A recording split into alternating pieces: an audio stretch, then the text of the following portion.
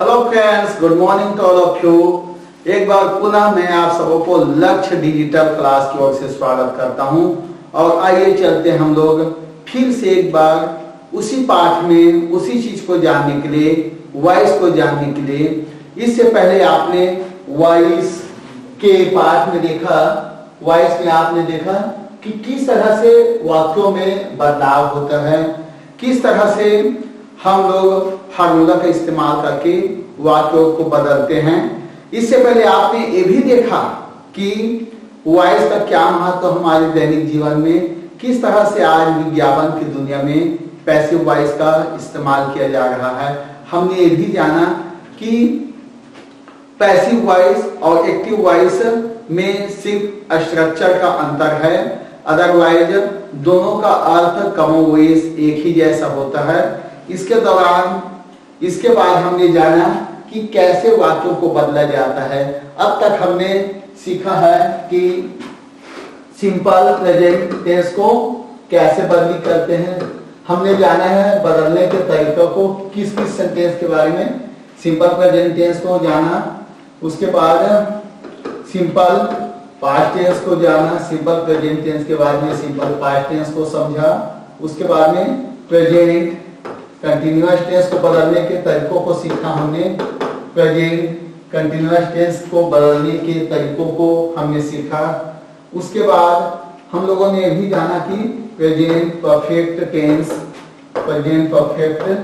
को कैसे बदली करते हैं। इन सारी चीजों को आपने बखूबी देखा, जाना और समझा।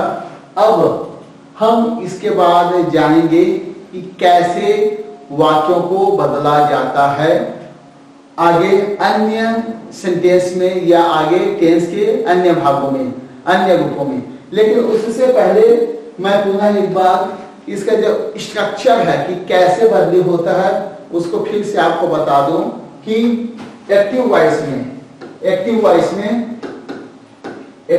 में आपने देखा कि सब्जेक्ट है, वर्ब है और ऑब्जेक्ट है।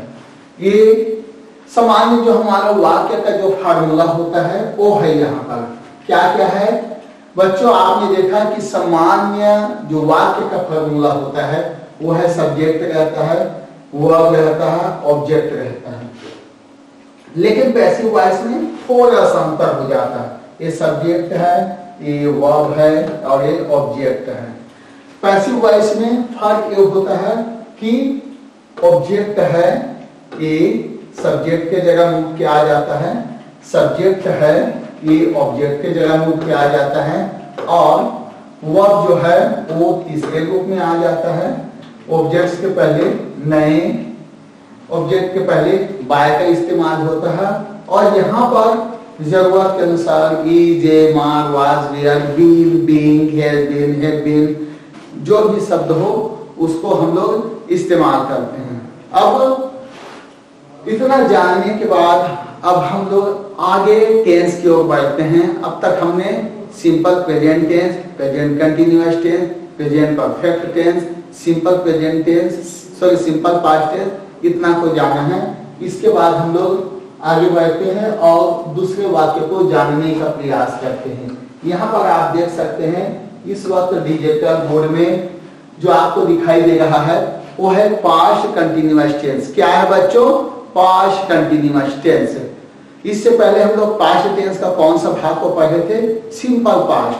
अब हम लोग जानने के लिए आगे बढ़ रहे हैं, वो है past continuous tense. Now we are going to know about past continuous tense and let me tell you here that this is the structure of past continuous tense. Past continuous tense का structure क्या है? Subject, उसके बाद हम लोग रखेंगे was और where को, उसके बाद वर्ब और उसमें आईएनजी डालेंगे, उसके बाद अंत में ऑब्जेक्ट। क्या क्या है? सब्जेक्ट, वाज या वेयर, दो में से एक जिसकी आवश्यकता हो। After that verb, ING, then object. Okay, this is the structure of past continuous tense. Now we are going to change the sentence into past continuous tense। हम लोग बदलने के लिए जा रहे हैं उससे पहले हम लोग यहाँ पर एक वाक्य को देखते हैं, एक वाक्य को देखते हैं पास्ट कंटिन्यूअस टेंस का। क्या है वाक्य? The man was cutting a tree. The man was cutting a tree. ये हमारा एक वाक्य है। ये वाक्य किससे संबंधित है? ये वाक्य संबंधित है हमारे इस सेंटेंस पैटर्न से। The sentence is related to this sentence pattern. Okay, now we are going to change this sentence into passive voice. At present we can see this is subject, this is past form progressive form of verb। हमारी क्रिया का यहाँ पर continuous रूप दिखाया जा रहा है और ये है ऑब्जेक्ट है। इसके बाद हम लोग इसको बदली करेंगे कैसे? इस नियम के अनुसार से। न्यू सब्जेक्ट क्या होगा? A tree. न्यू सब्जेक्ट क्या होगा? A tree. This is the new subject. Then a tree was, ये हो गया। इस नियम के अनुसार अभी हम लोग चल रहे हैं। अ ट्री वाज। अब यहाँ पर हम लोग देखेंगे क्रिया का तीसरा रूप। क्रिया है यहाँ पर कट का तीसरा रूप होता है। कट का तीसरा रूप होता है cut. A tree was cut by the man। तो क्या ये वाक्य सही है? ध्यान से देखिए, क्या ये वाक्य सही है? अभी हम लोग सही नहीं बोलेंगे। क्यों? क्योंकि यहाँ पर बीइंग शब्द का इस्तेमाल होगा। अब हम लोग यहाँ पर करेंगे being. A tree was being cut by the man. A tree was being cut by the man. इससे पहले हम लोगों ने प्रेजेंट कंटिन्यूअस टेंस में देखा था। उसमें क्या देखा था? कुछ थोड़ा सा बदलाव थे। इस वाज की जगह में हम लोगों ने ईडीएमआर का इस्तेमाल किया था, यहाँ पर वाज वेयर का इस्तेमाल हुआ। बस यही फर्क है। तो अ tree was being cut by the man. इसके बाद दूसरा उदाहरण देखते हैं।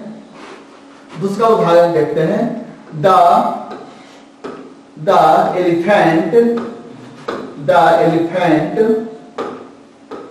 elephants were eating people।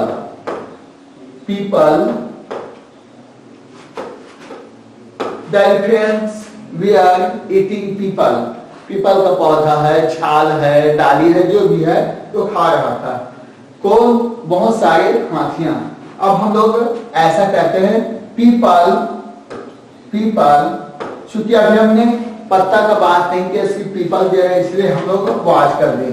People was being eaten by the elephants। people was being eaten by the elephant। यहाँ पर हमने वाज का इस्तेमाल किया क्योंकि यहाँ पर हमको पता नहीं चल पा रहा कि बहुत सारी पत्तियां हैं या बहुत सारे पेड़ है, तो हम लोग सिर्फ पीपल का इस्तेमाल किया और हम लोगों ने वाज का प्रयोग करते हुए इसको आगे बढ़ाएं। एक दूसरा वाक्य देखते हैं। अगला वाक्य देखते हैं। The player was kicking the ball. The player was kicking the ball। अब यहां पर देखते हैं ये सब्जेक्ट है was, ये हो गया आपका वर्ब का आईएनजी फॉर्म है और ये है ऑब्जेक्ट। इस नियम के मुताबिक हम लोग क्या देखेंगे? इस नियम के मुताबिक अब हम लोग देखेंगे कि द बॉल ऑब्जेक्ट है, तो द बॉल ये आपका सब्जेक्ट के लिए हम लोग आ गया, ये बन गया आपका सब्जेक्ट। उसके बाद द बॉल सिंगल बॉल है इसलिए वाज हो गया। उसके बाद हम देखते हैं कि किकिंग यहाँ पर क्या है? यहाँ पर वर्ब है, तो बीइंग का इस्तेमाल करेंगे। यहाँ पर the ball was being kicked by the player. The ball was kicked by the player. देखिए कितना सुनियोजित ढंग से वाक्य को एक्टिव से पैसिव में बदली किया जा सकता है। एक और उदाहरण देखते हैं, फिर हम लोग आगे बढ़ते हैं। एक और उदाहरण देखते हैं, फिर आगे बढ़ते हैं। रेखा was washing players. Rekha was washing players. Players क्या है? प्लूरल नंबर है। प्लेयर्स क्या है? प्लूरल नंबर है, इसलिए हम लोगों ने वेयर का इस्तेमाल किया। प्लेयर्स वेयर बीइंग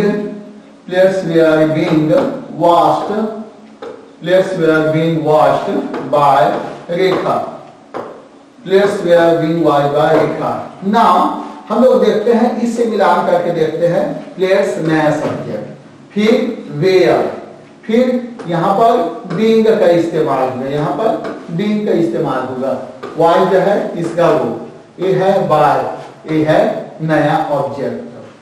इस ढंग से हम लोग in this way we can change a sentence from active to passive. After this we are going to another slide. हम लोग दूसरे वाक्यों की ओर चलते हैं, जहां पर इस समय आप देख सकते हैं पास्ट परफेक्ट टेंस। जैसे हमने प्रेजेंट परफेक्ट टेंस बनाया था, उसी ढंग से पास्ट परफेक्ट टेंस भी होता है। उसी ढंग से पास्ट परफेक्ट टेंस भी होता है। पास्ट परफेक्ट टेंस का स्ट्रक्चर क्या है? सब्जेक्ट, हेड, क्रिया का तीसरा वो ऑब्जेक्ट। क्या क्या होता है पास्ट परफेक्ट टेंस का structure? Subject, head, verb, object. ये है।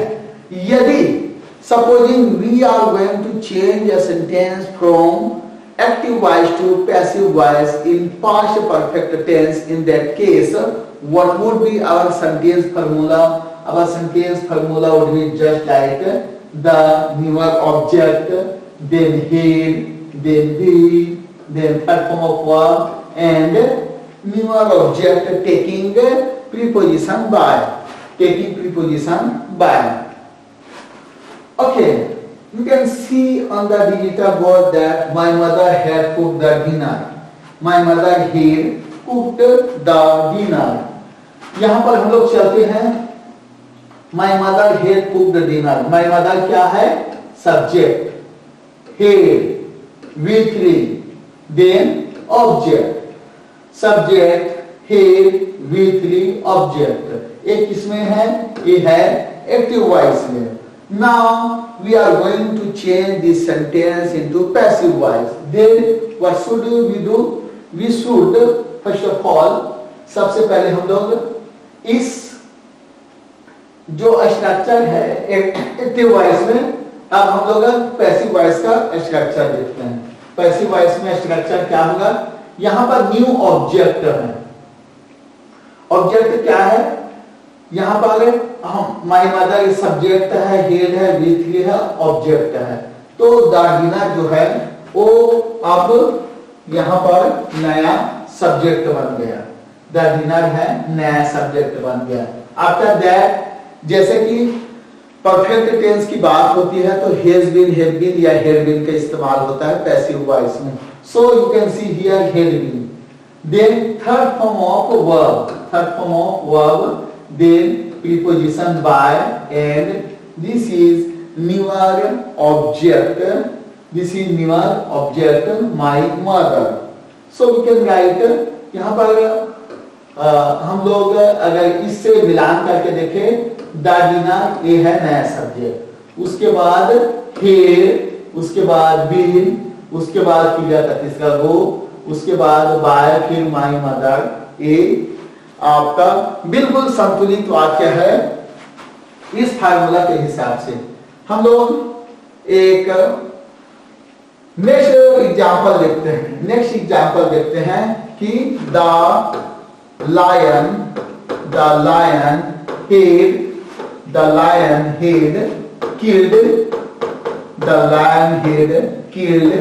the stag.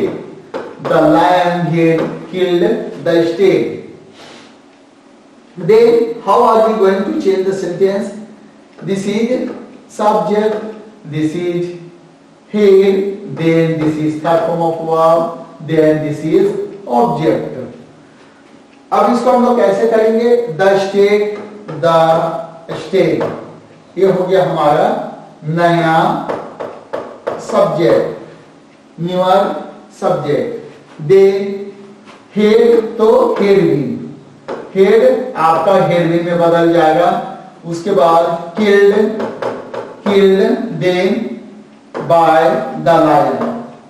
The stag had been killed by the lion. ये आपका प्रेजेंट पास्ट परफेक्ट का पैसिव वॉइस हो गया.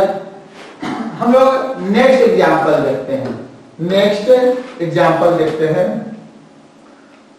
नेक्स्ट एग्जांपल देखते हैं. Amar, Amar called, Amar had called, Amar had called by Ajay. Sorry, Amar had called Ajay. ये आपका एक नया वाक्य हुआ. ये क्या है? सब्जेक्ट. देन ये है हेड, हमेशा की तरह V3 है. ये है ऑब्जेक्ट. अब हम लोग एक काम करते हैं. Now we are going to change the sentence into passive voice, into past perfect tense, passive voice of past perfect tense. Then Ajay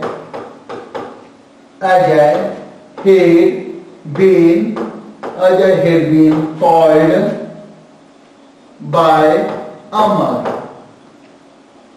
Now you can see this is subject, this is had been, this is V3, this is preposition by, and this is newer object. तो इस ढंग से हम perfect tense को बहुत आसानी से बदल सकते हैं. इसके बाद हम लोग नेक्स्ट सेंटेंस में आगे बढ़ते हैं. जैसे हम लोगों ने सिंपल प्रेजेंट टेंस पढ़ा, सिंपल पास्ट टेंस पढ़ा, उसी तरह से सिंपल फ्यूचर टेंस को भी हम लोग पैसिव वॉइस में बहुत ही आसानी के साथ बदल सकते हैं. कैसे? जरा इन बातों को देखें, इन बातों पर विचार करें. Just go through these sentences and you will find out how we can change a sentence from active to passive when the given sentence is in simple future tense. Okay, the formula of simple future tense is given on the digital board. What is that? Subject, will or shall, first form of verb and object. What is that? Subject, will, shall, first form of verb and object. Now, just try to assess this sentence on this formula. Try to assess this sentence on this formula. Then Mukul subject, will, then first form of verb, then object. तो यह जो वाक्य है active voice में जो दिया गया है, मुकुल विल हेल्प मी, बिल्कुल बिल्कुल संतुलित वाक्य है. अब हम लोग इस वाक्य को बदलने के लिए जा रहे हैं पैसिव वॉइस में.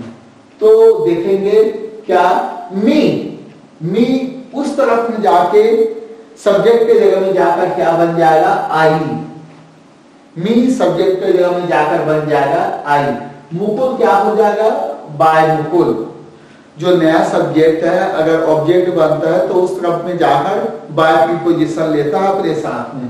तो ये ढंग से हो गया. अब विल हेल्प क्या हो गया? We shall be helped, shall be helped. तो I shall be helped by Mukul. अब जरा से इसके हिसाब से देखते हैं तो ये हो गया न्यू सब्जेक्ट, देन विल और shall, then be, then third form of verb, then object. इस हिसाब से हम देखते हैं कि यह जो उत्तर दिया गया है बिल्कुल अपने आप में सुटेबल है, परफेक्ट है. इस सिंपल फ्यूचर टेंस को हम लोग कुछ और उदाहरणों के माध्यम से we are going to see some more examples so that we could understand the fact easily. Now I am going to provide you some more examples, just try to see them. एक वाक्य लेते हैं कि the cook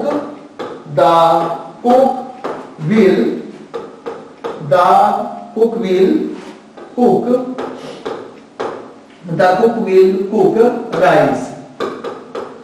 The cook will cook rice. यहाँ cook का तात्पर्य रसोइया से है और यहाँ कुक का तात्पर्य खाना बनाने से है. एक ही शब्द का दो बार इस्तेमाल हुआ है और दोनों का अलग अलग अर्थ है. यहाँ कुक का मतलब है खाना बनाने वाला और इस कुक का मतलब है खाना बनाने की प्रक्रिया या तरीका. So the cook will cook rice. This is subject, then will, then first form of verb, then object. Subject, first form of verb, object and will self. Now rice इस नियम के अनुसार से क्या होगा, राइस है वो आपका बन जाएगा object. Then will be rice will be cooked by the cook. Rice will be cooked by the cook. देखिए इस कुक में कोई बदलाव नहीं हुआ क्योंकि ये नाउन है. इस कुक में क्यों बदलाव हुआ, क्योंकि ये वर्ब है और वर्ब का हमेशा थर्ड फॉर्म पैसिव वॉइस में लिखा जाता है. तो the cook will cook rice will be cooked by the cook. Okay, हम लोग तीसरा एग्जांपल देखते हैं.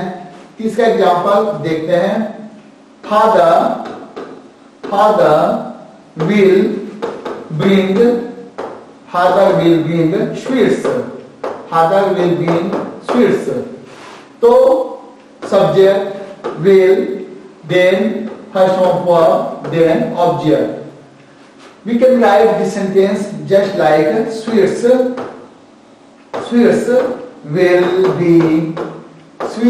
will be brought by father. Sweets will be brought by father.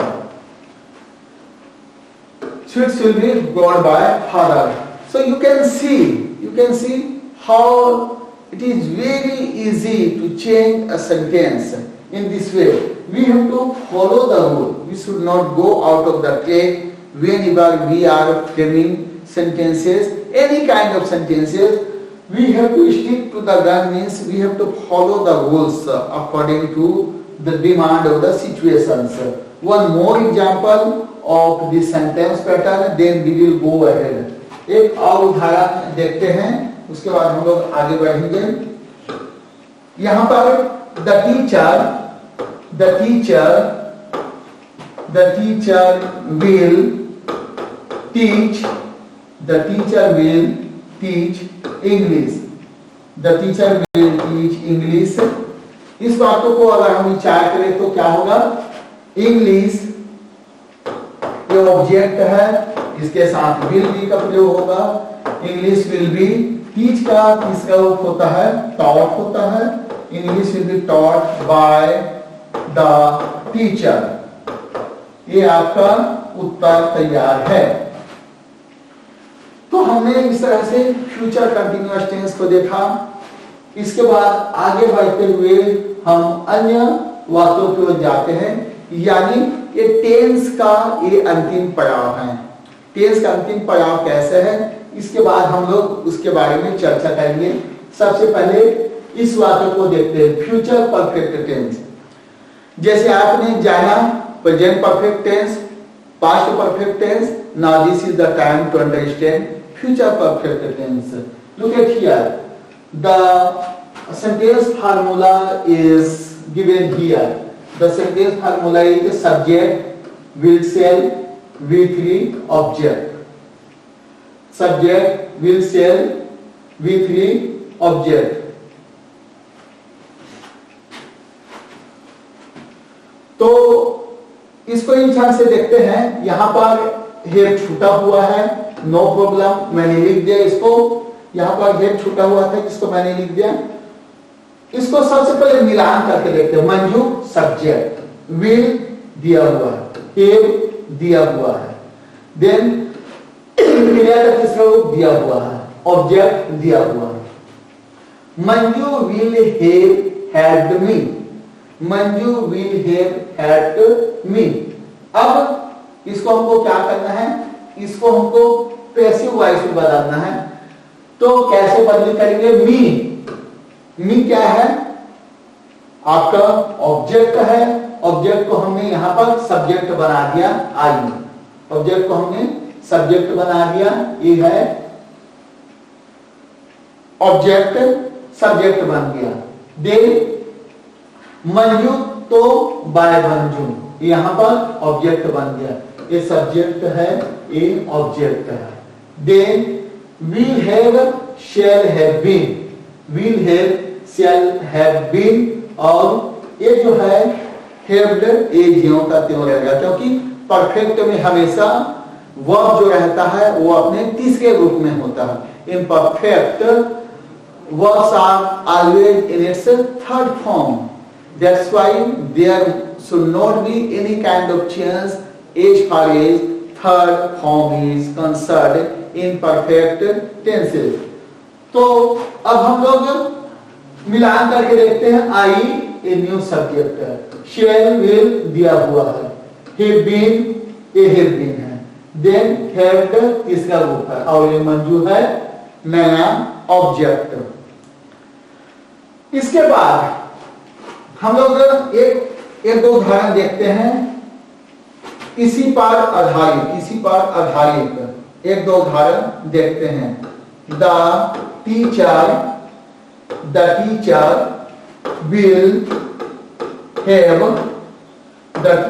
Will have completed the lesson. The teacher will have completed the lesson. यहां पर the teacher subject है, will have completed ये है वर्ब है third form में, और ये है ऑब्जेक्ट। ऑब्जेक्ट को हम लोग देखेंगे यहां सब्जेक्ट बनाकर द लेसन, उसके बाद विल हैव यहां पर देख लेते हैं will have been.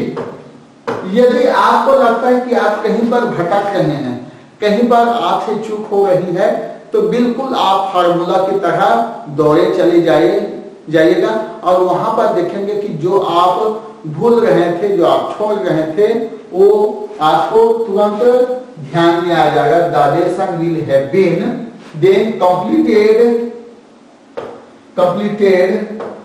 Bye the teacher. You can see how beautifully the sentences have been framed in active voice as well as in passive voice. एक दूसरा उदाहरण देखते हैं, फिर हम लोग नेक्स्ट पे जाएंगे। द एंट विल, यहां पर हेड का हम लोग इस्तेमाल करेंगे, ये फार्मूला है। The ant will have taken sugar,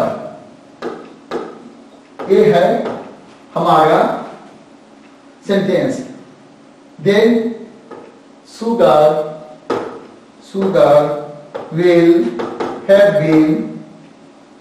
will have been taken by the ant. This is the passive voice of future perfect tense. अब मैं जो बताने के लिए जा रहा था कि हमारा जो एक जो सामान्य हम लोग टेंस को बांटने का जो नियम चलाए हैं कि हर 3 तरह का टेंस होता है, फिर हर टेंस का 4 भाग होता है, तो इस हिसाब से 4 गुना 3 बराबर 12 होता है। बट इन पैसिव वॉइस की अगर बात करें तो 12 में से 8 टेंस को हम लोग पैसिव वॉइस में बदलते हैं। अभी तक हम लोगों ने यही पढ़ा है। तो क्या क्या? Simple present tense, present continuous tense, present perfect tense, past continuous tense, past simple past tense, then past perfect tense. Similarly simple future tense and future perfect tense, इन 8 को हम लोग देखते हैं पैसिव बनाकर। तो यहां तक हम लोगों ने अभी तक कवर किया है। इसके बाद हम लोग आगे की ओर चलते हैं कुछ नया चीज जानने के लिए। नया चीज क्या है यहां पर दिया जा रहा है। कई बार ऐसा होता है, इस चीज को मैं बताने से पहले आपको एक उदाहरण दूंगा ताकि आप सही ढंग से समझ सकें। जैसे I like the poem, I like the poem. ये सब्जेक्ट है, वर्ब है, ऑब्जेक्ट है। यहां ऑब्जेक्ट कितना है? एक है। ऑब्जेक्ट कितना है? एक है। अब कई बार ऐसा होता है कि वाक्यों में 2 ऑब्जेक्ट आ जाता है।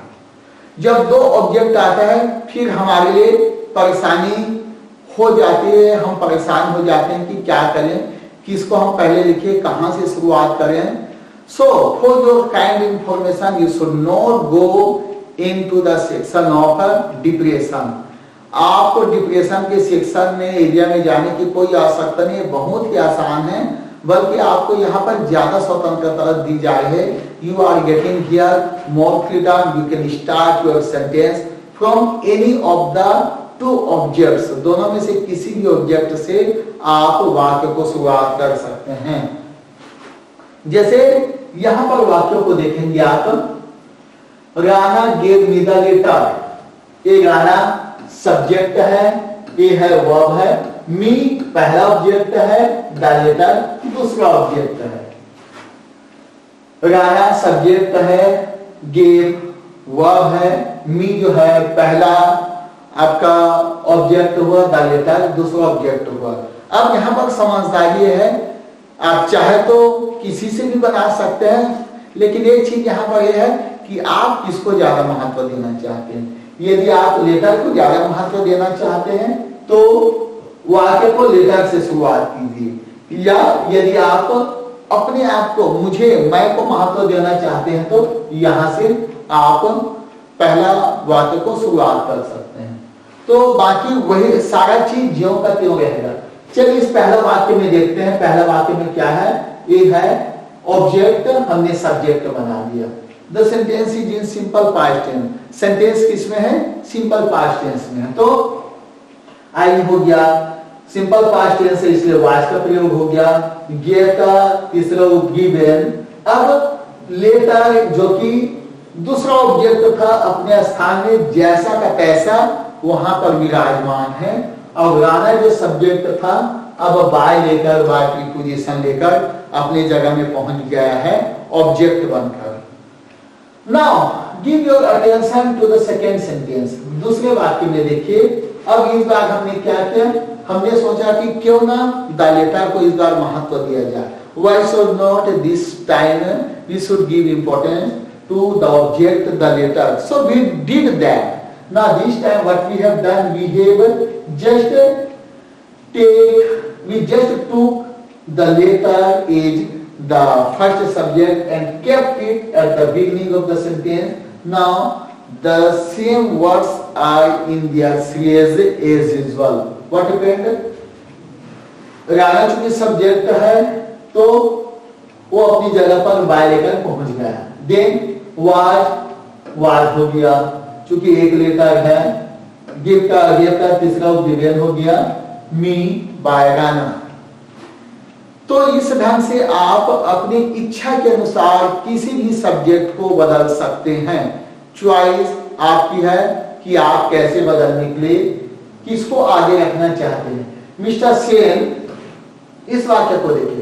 Mister Sen asked him a question. Him एक ऑब्जेक्ट हुआ और अ क्वेश्चन एक दूसरा ऑब्जेक्ट हुआ। हमने फिर वही किया। हिम को हमने ज्यादा इंपॉर्टेंस दिया, इसलिए हमने क्या किया, यहां पर ही को रख दिया। हिम को हमने ज्यादा इंपॉर्टेंस दिया, हमने ही को रख दिया। चूंकि सिंपल पास्ट टेंस का वाक्य है, इसलिए हमने वाज रखा और वाज के साथ आज का प्रयोग किया। A question यहाँ पर सेकेंड ऑब्जेक्ट था। A question was the second object here. That's why we kept a question in its appropriate place. Then Mr. Sen by Mr. Sen. अब यहाँ पर ठीक हम लोग दूसरा काम करते हैं, क्या है कि a question ये भी ऑब्जेक्ट है, तो हमने a question को रख दिया और हिम जो दूसरा ऑब्जेक्ट था हमने यहां पर इसको रख दिया। तो आप देख सकते हैं दोनों वाक्यों का अगर तुलनात्मक अध्ययन करेंगे तो दोनों का दोनों वाक्य सही हैं। किसको आप आगे में रखना चाहते हैं ये आपके चॉइस पर निर्भर करता है। Now go to question number 3। Question number 3 में हम जाते हैं। तो मिस्टर गुप्ता टोल्ड अस, पहला ऑब्जेक्ट दूसरा ऑब्जेक्ट, तो हम क्या करेंगे, अस को वी बनाएं। We were told stories, stories जो था दूसरा ऑब्जेक्ट यहां पर विराजमान है, ये पहला ऑब्जेक्ट यहां पर आ चुका है और मिस्टर गुप्ता बाद की पोजीशन लेकर अपने जगह पर पहुंच गए हैं। सिमिलरली इसी तरह से अब हमने स्टोरीज को लिया, स्टोरीज यहां पर आ गया, क्योंकि stories in plural number, that's why it took where helping verb. Then third form of verb is there is told, already given there. Then Mrs. Gupta. In question number 4, the headmaster offers her a job. Her she, या फिर यहाँ पर job है, यहाँ पर आ गया। यदि she her यहाँ पर सी बनकर आया है तो जॉब अपनी जगह पर है, या दूसरे वाक्यों में हर अपनी जगह पर है। हम लोग अलग से एक उदाहरण देखते हैं, जैसे I showed him the way. I showed him the way. तो क्या होगा, दो ऑब्जेक्ट है, him दूसरा है the way। हम चलिए पहले बार में हिम को लेते हैं, तो he was showed the way